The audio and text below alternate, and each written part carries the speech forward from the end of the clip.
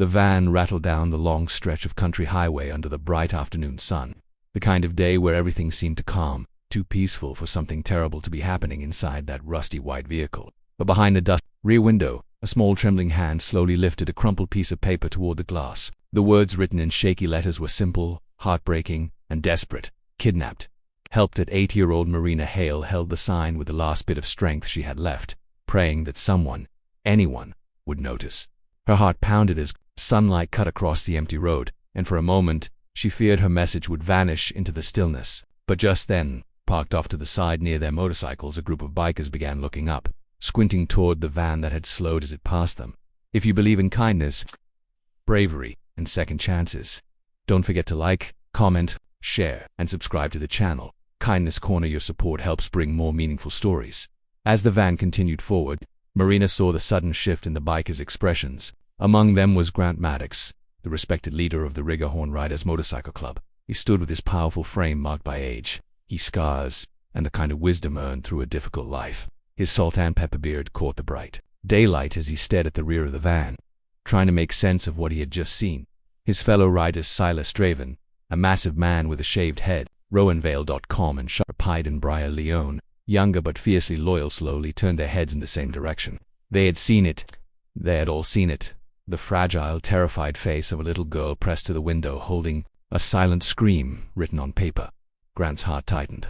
He had seen fear before, lived in a world where danger often hid behind forced smiles and quiet streets. But the fear in this child's eyes was different. He gave no time to think, only time to act. The bikers exchanged only glances, but that was enough. Their helmets went on, their boots hit the pavement. Engines roared to life as if awakened by fury itself. Meanwhile, inside the van, Marina fought to stay brave. Her small hands ached from gripping the sign so tightly. Her kidnapper, Trevor Colling, a troubled man spiraling deeper into his own darkness, had taken her hours earlier when she was walking home from school. The van smelled of gasoline and old burlap, and every bump in the road sent fear crawling deeper into her chest. Trevor muttered angrily to himself as he drove, oblivious to the bikers behind him, convinced he could disappear into the back roads before anyone noticed the girl was missing. But Marina hadn't given up. She remembered her mother always said courage didn't always look like loud bravery, it sometimes looked like small acts, done with shaking hands. So she wrote a desperate message on a torn flyer she found under the seat. Using an old marker from the door pocket, she pressed it to the rear window just as the van passed those bikers, not realizing they would become the answer to her silent plea. Within seconds, the bikers had taken formation. The midday sun glinted off the chrome of their motorcycles as they sped after the van. Grant rode in the lead, shoulders tense, mind focused. He didn't know who the girl was. He didn't know where she came from. But the fear in her eyes sliced through every memory he had buried inside himself. The memories of times no one came for those who needed rescuing. Not again. Not today. The van jerked left, then right.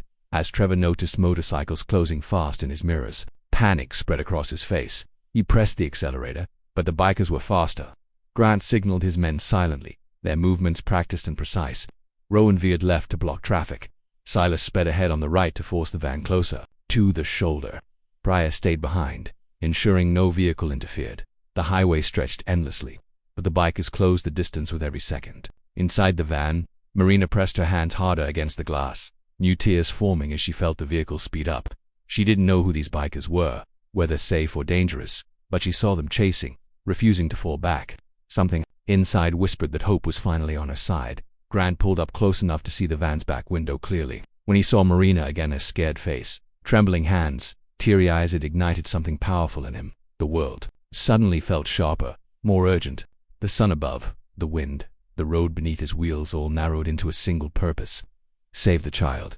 He motioned to Silas. The massive biker accelerated, forcing the van closer to the side of the road. Trevor shouted in frustration, trying to control the vehicle, but his panic made him sloppy. Grant seized the moment. He revved hard, coming alongside the driver's window just long enough for Trevor to see the fury in his eyes, a warning without words, a promise that this was over. The van swerved again and finally skidded to a messy halt on the gravel shoulder. Dust clouded the air as the bikers braked hard, surrounding the vehicle from all sides. Grant jumped off his motorcycle before it fully stopped, boots hitting the gravel as he moved toward the back door.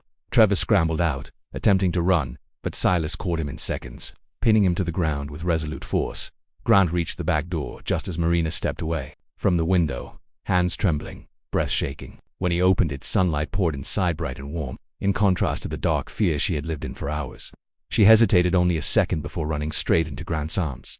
Her sobs were quiet, exhausted, but filled with immense relief. Grant held her gently, careful with every movement, as if she were made of something fragile and precious. As Marina's tears soaked into his vest, Grant looked over the open highway and felt something shift inside him.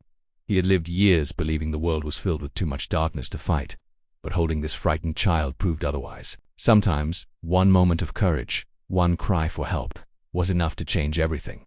Hours later, when Marina was safely returned to her mother and Trevor was taken away by the authorities, the bikers stood together outside their clubhouse under the steady daylight. Grant watched the quiet road where they had chased the van earlier. He knew they were rough men, far from perfect, but today showed him that even the roughest souls carried light inside them, light that could save lives if they chose to use it. As the story of their rescue spread through town, people realized something powerful. Kindness doesn't always come from where you expect. Sometimes it roars across the asphalt onto wheels, wearing black leather and carrying a heart that refuses to back down. If this story touched your heart, please like, share, and subscribe to Kindness Corner to support more emotional and meaningful stories. Before you go, tell us in the comments, what would you have done if you saw a child signaling for help?